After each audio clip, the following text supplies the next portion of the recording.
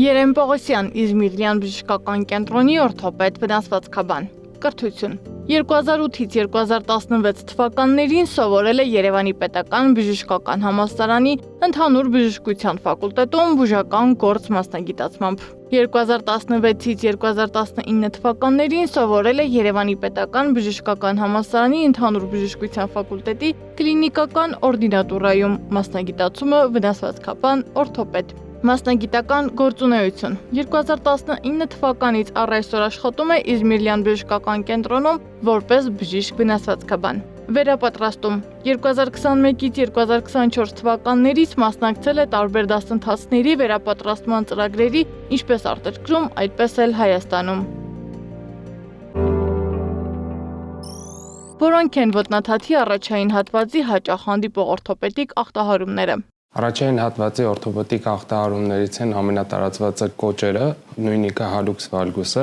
որոնք որ նպաստում են առաջանում երկրորդ, երրորդ մատերի մուրճիկանման դեֆորմացիաներ կամ մուրճանման դեֆորմացիաներ եւ 5-րդ մատի Թեյլորի ախտանիշը, ինչպես նաեւ տարածված է լայնական հարթաթաթությունը, ինչը ինքնին առաջացնում է բոլոր վերնշված խնդիրները։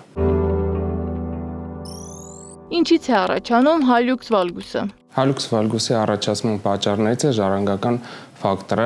երբ կանանց միջոցով փոխանցվում է հիմնականում կանանց եւ գումարում է սոցիալ-կենցաղային գործոնները, որոնցից ամենատարածվածն է նավակաձև կոշիկները, այսինքն նեղ կոշիկների կրումը եւ առաջանում է ոտնաթաթի առաջի մատի արտաթեքվածություն, նույն ինքը կոճ ասված։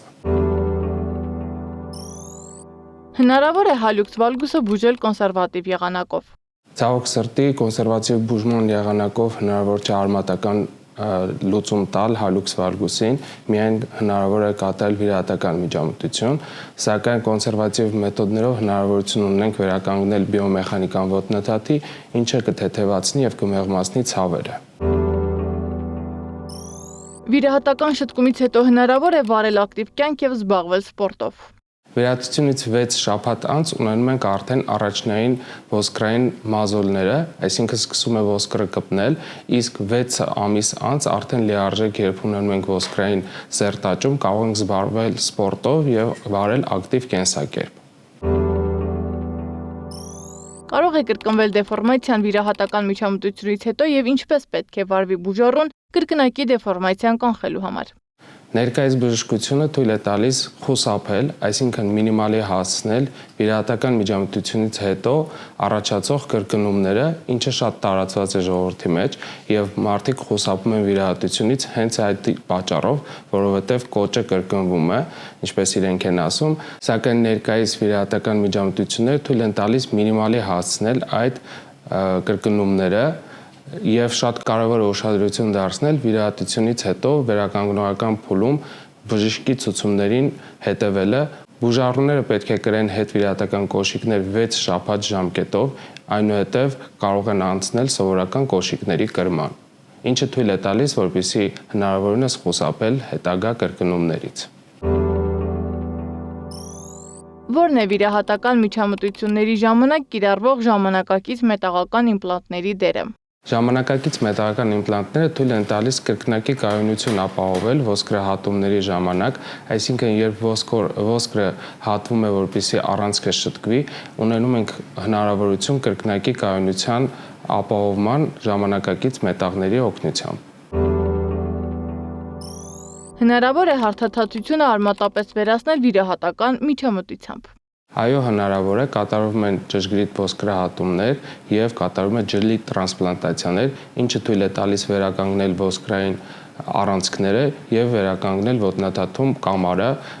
որը վերացնում է արմատապես հարթաթաթությունը։ Խոսքը գնում է մեծահասակների վիրահատության մասին, երեխաների պարագայում շտկումը կատարվում է կոնսերվատիվ եղանակով, շատ ծանր դեպքերում եւ ցավային համախտանիշի դեպքում է կատարվում վիրահատական միջամտություն երեխաների մոտ։ Ինչ եք անում, երբ ուզում եք լրիվ կտրվել աշխատանքից։ Ինձ օգնում է երաժշտությունը այդ հարցում, շատ եմ սիրում երաժշտություն լսել։